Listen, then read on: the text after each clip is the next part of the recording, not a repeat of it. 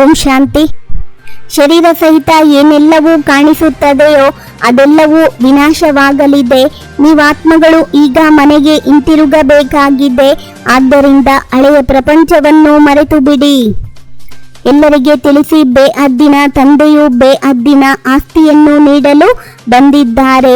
ಈಗ ಮಿತವಾದ ಆಸ್ತಿಯ ಸಮಯವೂ ಮುಕ್ತಾಯವಾಯಿತು, ಅರ್ಥಾತ್ ಭಕ್ತಿ ಪೂರ್ಣವಾಯಿತು.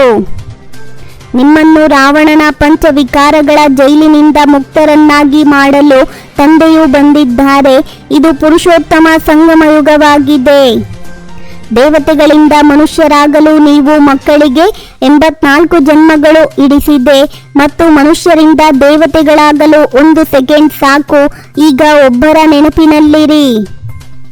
ದೇಹದ ಸಹಿತ ಈ ಹಳೆಯ ಪ್ರಪಂಚದಲ್ಲಿ ಏನೆಲ್ಲವೂ ಕಾಣಿಸುವುದೋ ಇದೆಲ್ಲವೂ ವಿನಾಶವಾಗುವುದಿದೆ. ಶರೀರವೂ ಸಹ ಸಮಾಪ್ತಿಯಾಗುವುದು. ಈಗ ನಾವು ಆತ್ಮಗಳು ಮನೆಗೆ ಹಿಂತಿರುಗಿ ಹೋಗಬೇಕಾಗಿದೆ.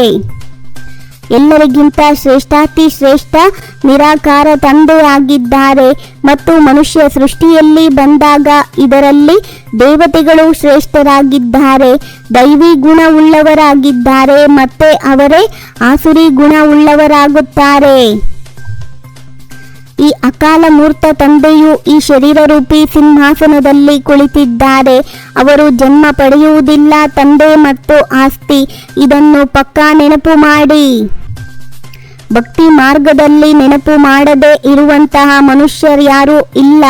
ಎಲ್ಲರೂ ಹೃದಯಪೂರ್ವಕವಾಗಿ ಕರೆಯುತ್ತಾರೆ, ಏ ಭಗವಂತ, ಏ ಮುಕ್ತಿದಾತ, ಓ ಗಾಡ್ ಫಾದರ್. ಹೊಸ ಮನೆಯಲ್ಲಿ ಸದಾ ಸುಖವಿರುತ್ತದೆ. ನೀವು ದೇವಿ ದೇವತೆಗಳು ಹೊಸ ಪ್ರಪಂಚದಲ್ಲಿರುತ್ತೀರಿ. ಅಲ್ಲಂತೂ ಅಪಾರ ಸುಖವಿರುತ್ತದೆ. ಆ ಸುಖದ ಅಂತ್ಯವನ್ನು ತಿಳಿಯಲಾಗದು. ಈಗ ನೀವು ಸ್ವರ್ಗದಲ್ಲಿ ಹೋಗುವ ಪುರುಷಾರ್ಥ ಮಾಡುತ್ತಿದ್ದೀರಿ.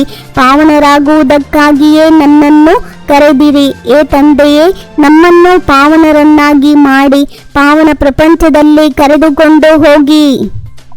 ಮನುಷ್ಯ ಸೃಷ್ಟಿ ರೂಪಿ ವೃಕ್ಷದಲ್ಲಿ ಮೊಟ್ಟ ಮೊದಲ ಅಡಿಪಾಯವೇ ನಿಮ್ಮದಾಗಿದೆ. ಬೀಜಕ್ಕೆ ವೃಕ್ಷಪತಿ ಎಂದು ಹೇಳಲಾಗುತ್ತದೆ. ಆಲದ ಮರವು ಬಹಳ ವಿಚಿತ್ರವಾದ ವೃಕ್ಷವಾಗಿದೆ. ನೀವು ಮೂಲವತನ ನಿವಾಸಿಗಳಾಗಿದ್ದೀರಿ. ನೀವು ಪಾತ್ರವನ್ನಭಿನಯಿಸಲು ಬಂದಿದ್ದೀರಿ. ನೀವು ಮಕ್ಕಳು ಸರ್ವೋತ್ತೋನ್ಮುಖ ಪಾತ್ರವನ್ನಭಿನಯಿಸುವವರಾಗಿದ್ದೀರಿ.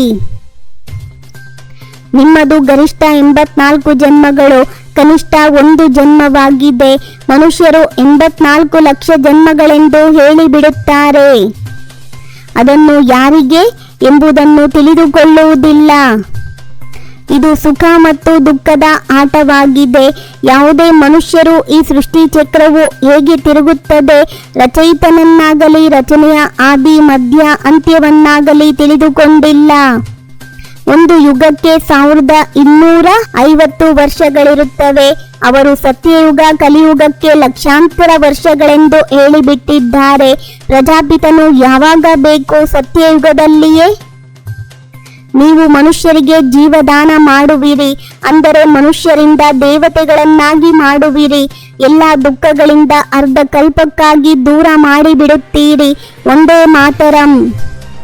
ಬೇಅದ್ದಿನ ತಂದೆಯಿಂದ ಓದಿ ಅನ್ಯರಿಗೂ ಓದಿಸಬೇಕಾಗಿದೆ.